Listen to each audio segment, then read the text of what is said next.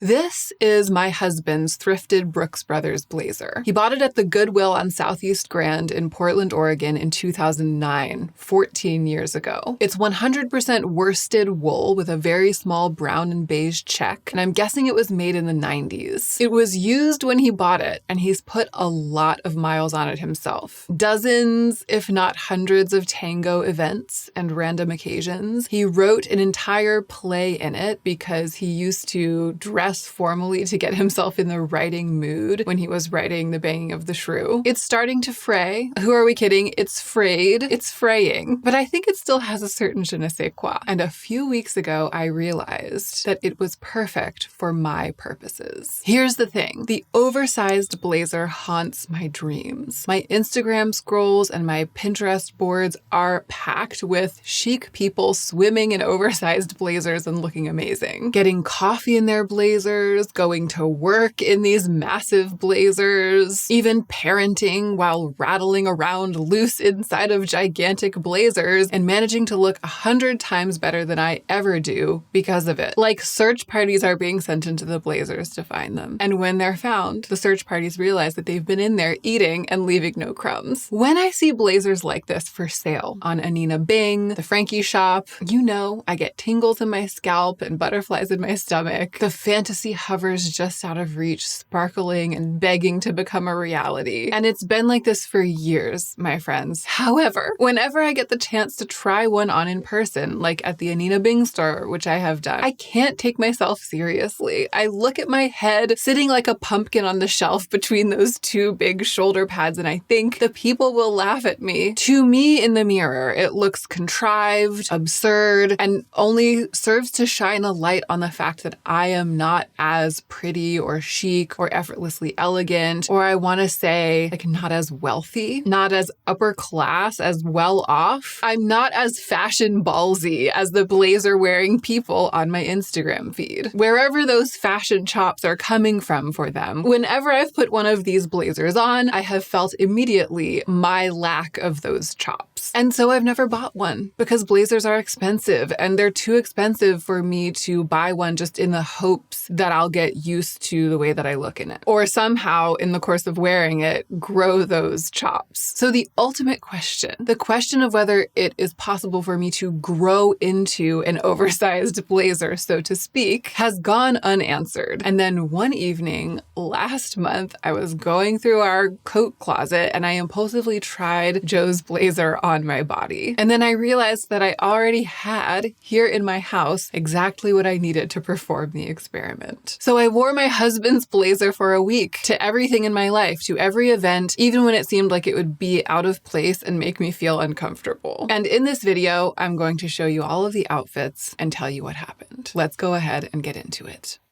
This video is sponsored, to my utter delight, by Quince, a brand from which I have made many purchases with my own personal budget over the years. I'm going to show you footage of some really lovely seasonal wardrobe staples from Quince, but please check the description box for a tightly edited list of my personal Quince favorites. I'm kind of a Quince connoisseur, and I really want to share my short list with you, but it would take too long for me to go through and detail every single one of the tried and true garments and homewares that I've purchased from Quince over the years. Lately, I've been wearing a lot of Quince summer fabrics. They do linen and cotton poplin very well. Actually, my mom was here when this cotton poplin maxi skirt, which I bought for myself, came in the mail, and she tried it on and fell in love with it. She literally said, "I have been searching for this my whole life." So I immediately went online and purchased it for her for Mother's Day. One of the reasons that I always check Quince, especially for wardrobe staples, is that they dependably use natural fibers and high quality materials. So the pieces feel nicer and last longer than so much that's similar, and cost less. In some cases, a lot less. Quince has a factory direct model that reduces margins and overhead costs, and that keeps the prices low. For example, these cotton rib tanks that are beloved to me, it's like my favorite garment right now. It's $36 for a 3-pack. I would believe that it was $36 for one, but it's $36 for a 3-pack. And the design is so good. The wide cuffs, the crop length, their jewelry has come onto my radar lately. I'm trying to slowly build like a core collection of 14 karat gold pieces that I can wear and that I won't have to take off to like bathe my child and shower and sleep. Oh my goodness, the offerings from Quince in that department are stunning and the prices are amazing. This bracelet, for example, I haven't taken it off since I got it, and I have barely removed this ring either. I think it looks so elegant. Quince does make an oversized wool blazer that looks beautiful and that I've always been too afraid to buy for reasons that I already discussed. Maybe this fall. We'll see how the rest of the video goes. Okay, day one of the blazer experiment. I was working from home this day, and I also had my toddler had a doctor's appointment. So it was like kind of trial by fire right out of the gate, because going to the pediatrician, I mean, that's like the kind of thing that the chic minimalist blogger mom would totally do in a blazer, and that I feel like that's the last place that I would have ever chosen to wear a blazer. But I did it, y'all, and I started very low-key, easy entry point with the rest of my outfit. The aforementioned Quince tank tops, which I am just wearing on repeat. I put on some barrel leg jeans. This is the kind of thing that I wear to work from home all the time. It's pretty low formality. It felt like I wouldn't run the risk of having the formality levels add up too quickly by wearing the blazer. I also felt good in this because it was kind of fitted. It felt like that would balance out the oversized nature of the blazer and the large shoulder pads, which were intimidating me. With this outfit, I would normally wear chunky loafers to leave the house, so that's what I chose, my Freda Salvador loafers. That was the part of my outfit that was coming the closest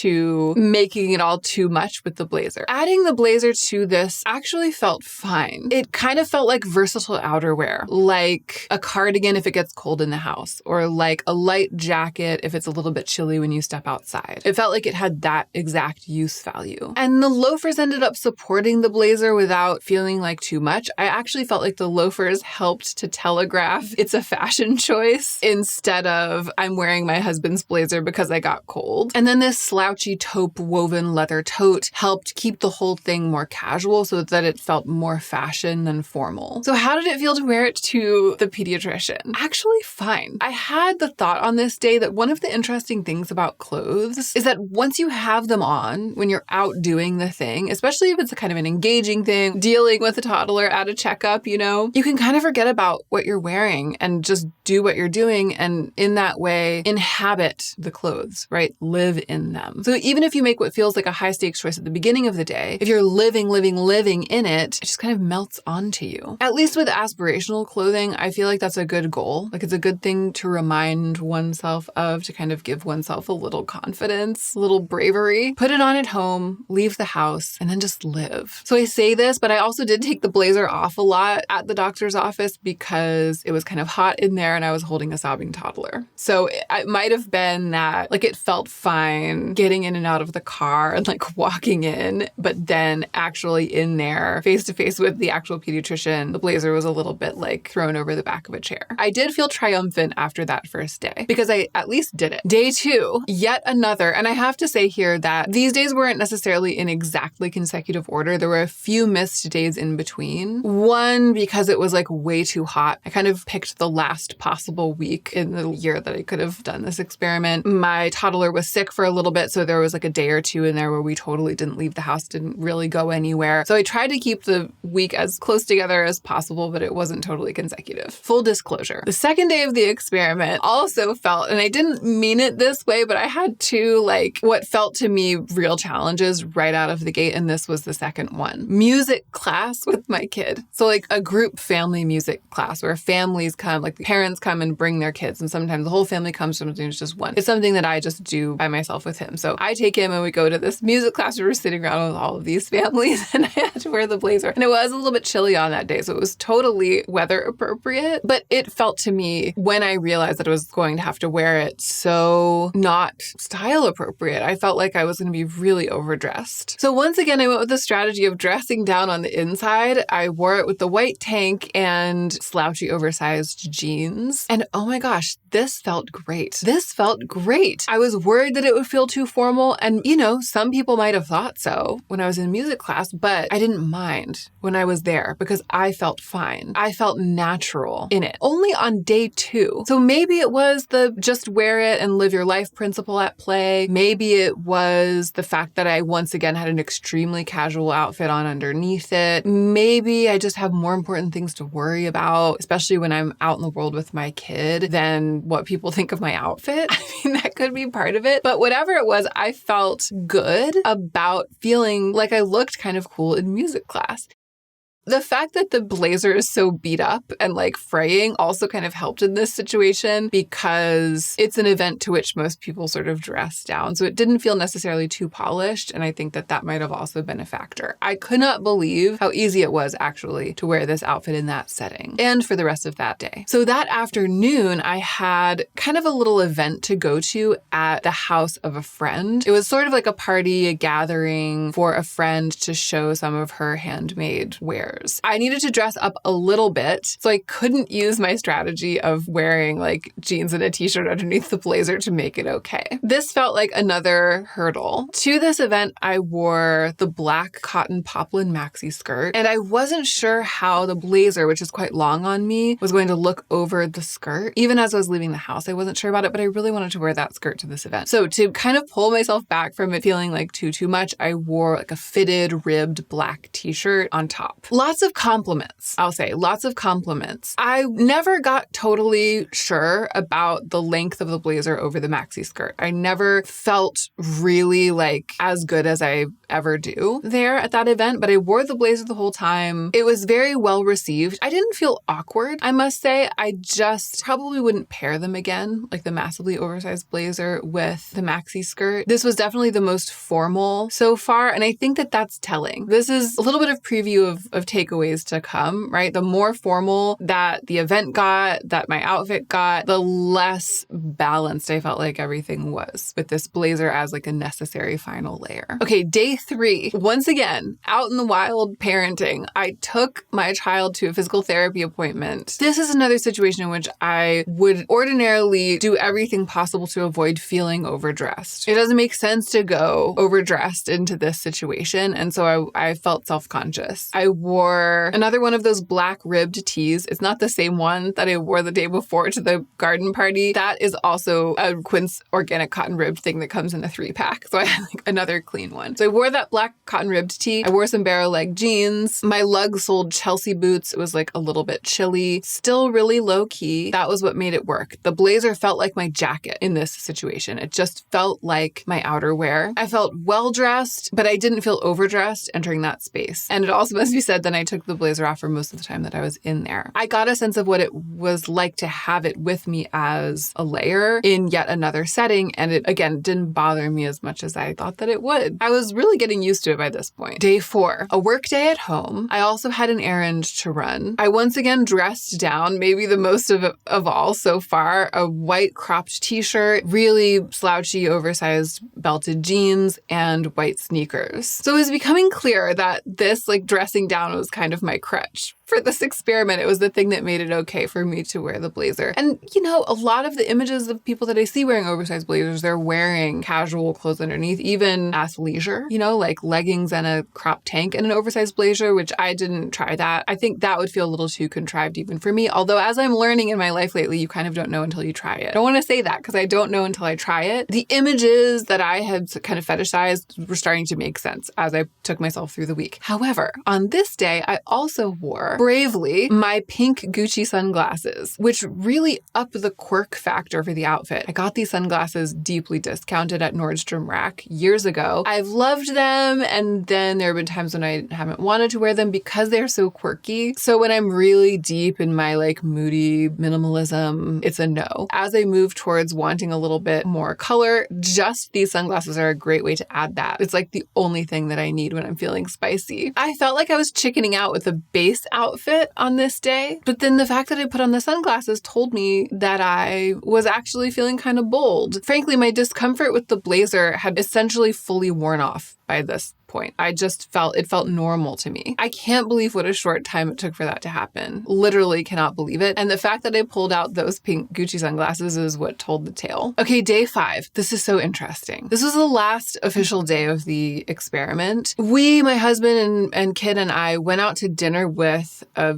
very good friend. I think I was the most dressed up on this occasion than I had been so far, and that's why it's so interesting. I was kind of going out with a bang. A sleeveless black blouse with a little bit of ruffling on it, these amazing flowy silk pants, which really made the outfit feel more polished, but still, soft and flowy enough to be very wearable for me. Some jewelry, some heels. Honestly, the styling of the blazer, it didn't not work, but it felt conspicuously less nice than the rest of what I was wearing. Partly because it's fraying in the way that it is, but also because of the sturdiness of the fabric, the menswear quality of the fabric, almost the workwear quality of the fabric. It's like if it had been something fine, like a relaxed linen blazer or something, then it would have worked better with this outfit. So I'm not sure that my issue with it was totally about the fact that it's an oversized blazer with big shoulder pads, or just the style of this blazer in particular. It didn't sing as much as it had on other days.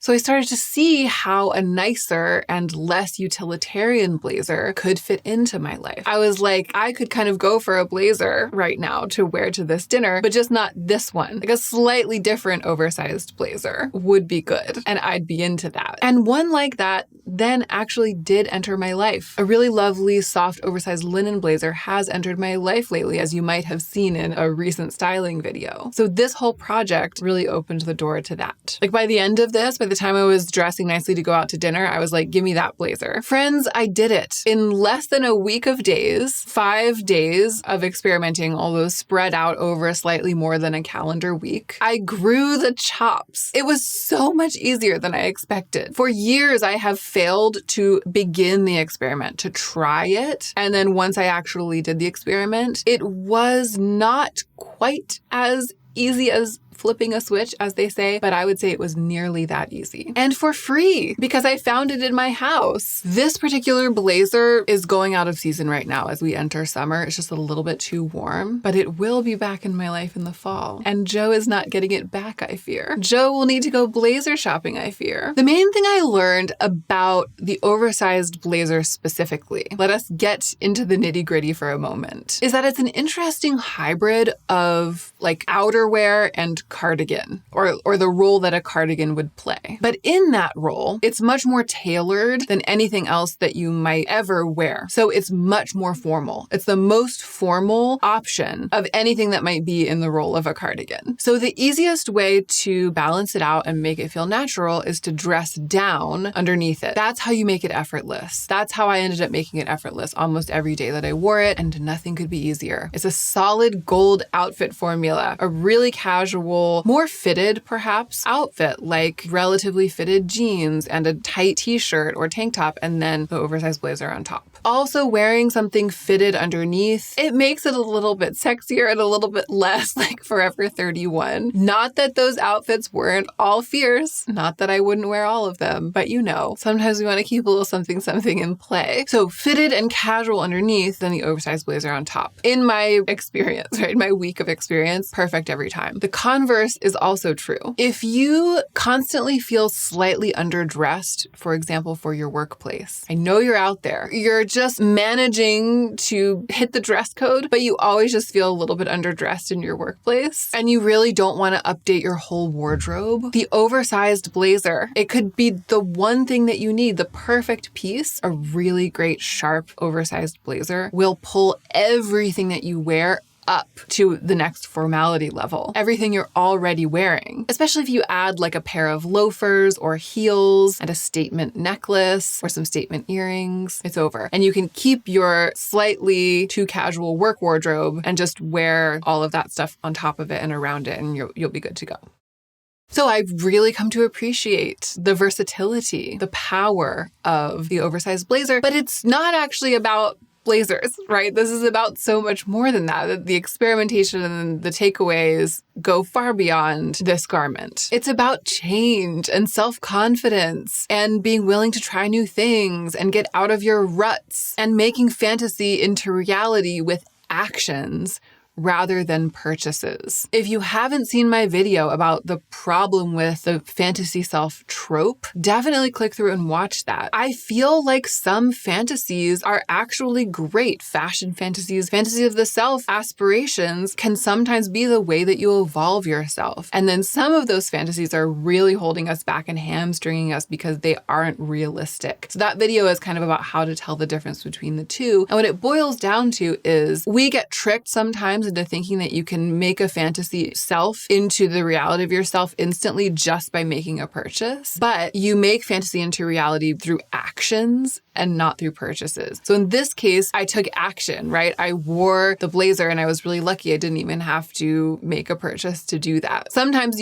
if I hadn't had one at all in the house, but I'd wanted to try it, I would have had to get a blazer somehow in order to do it. But the purchase of the blazer wouldn't have been the thing that brought the fantasy to life. No matter whether I borrowed it from Joe or bought it, it was the wearing of the blazer that was the only way to make fantasy into reality. So if you don't have a blazer, or if it's something else that you want to try, go thrift one. Like that is the bet. That's where this came from. That is the absolute best way, because especially if it doesn't cost a lot at the thrift shop, it doesn't even necessarily have to be the perfect one, and it doesn't have to be in perfect condition. It just has to be affordable enough and close enough to the dream for you to be able to wear it, to take action and actually see what its use value would be in your life and how it would integrate into your wardrobe, so that you can try on the fantasy basically and see if it suits you, instead of just trying to buy your way into a different life. In that video about the fantasy self, I was very anti just trying to buy your way into a different life. I feel like this experiment made me really pro the other path, which is taking action and seeing what happens. It really felt like a celebration of that type of project, right? That kind of life project. And I'm so glad that I decided to undertake it. Thanks to Joe for letting me borrow your blazer. And sorry, not sorry, keep your blazer. I guess we can share it. And thank you to all of you for watching. I hope that you enjoyed spending this time with me. And I really hope you're taking extra good care of yourself so that you can be the most effective version of yourself as you do your work in the world.